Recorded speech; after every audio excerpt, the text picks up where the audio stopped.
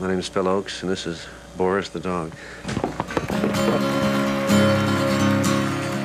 Oh, I marched to the Battle of New Orleans. Phil had what was essential: a stance, 6 strings, and an insistent voice wanting to be heard.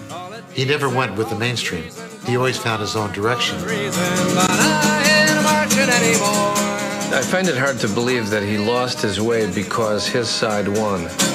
There's more to it than that. Phil had gone to military school. Left-wing politics was his career. But the thing to remember about Phil Ochs is that what was in his heart wasn't left-wing politics at all. What was in his heart was John Wayne and Gary Cooper. There's an American mythic tradition of the individual who holds out on the jury. I imagined he was the hero of his own movie.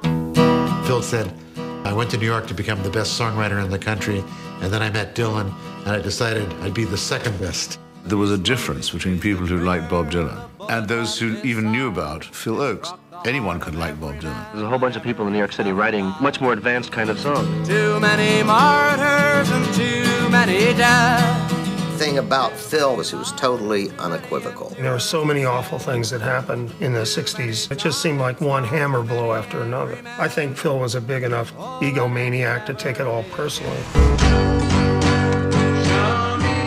He believed that outraging the country was not the way to go. He said, a demonstration should turn you on, not turn you off. We all sort of got lured into a more pop dream. And that really started to tear him apart. You've got 2 choices. You either accept the limitations of what you can do and carry on working, or you make no compromise, and I don't think Phil fancied making that compromise.